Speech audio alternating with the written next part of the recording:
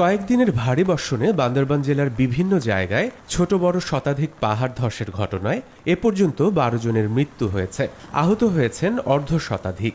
সদর উপজেলা লামা, আলীকদম, থানচি ও নাইখংছড়ি উপজেলার বিভিন্ন এলাকায় পাহাড়ের ঢালুতে এবং পাদদেশে বসবাসরত প্রায় 12,000 পরিবার রয়েছে ঝুঁকিতে। এছাড়া 2006 থেকে 2017 সাল পর্যন্ত বান্দরবান সদর, রোয়াংছড়ি, লামা ও নাইখংছড়ি উপজেলায় নারী শিশু সহ 106 জনের মৃত্যু হয়েছে। আহত হয়েছেন 5 শতাধিক। বসবাসকারীরা বলছেন, পুনর্বাসনের ব্যবস্থা না থাকায় প্রাণের ঝুঁকি নিয়েই পাহাড়ে বসবাস করছেন তারা। আমাদের থাকার মতো আর কোনো জায়গা নাই, মরলেও এখানে থাকতে হবে মনের ভয় নিয়ে, আর বাঁচলেও এখানে থাকতে হবে। বারবার প্রশাসনের থেকে তাদেরকে উড়ে দিতে বলতেছে, তাদেরকে নিবে কোথায়, তারা যাবে কোথায়? সরকার তো আমাদের কোনো ব্যবস্থা নিচ্ছে না।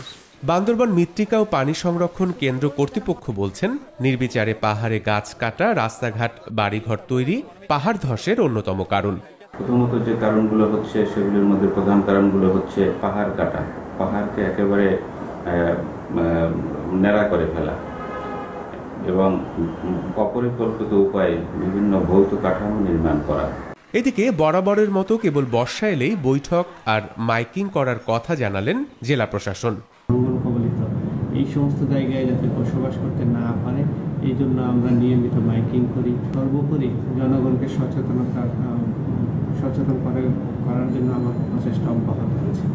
বনাঞ্চল উজাড়, পাহাড় কাটা বন্ধ, পরিকল্পিতভাবে বনায়ন ও ঝুঁকিপূর্ণ বসবাসকারীদের পুনর্বাসন করা গেলে পাহাড় ধস কমে আসবে মত বিশেষজ্ঞদের।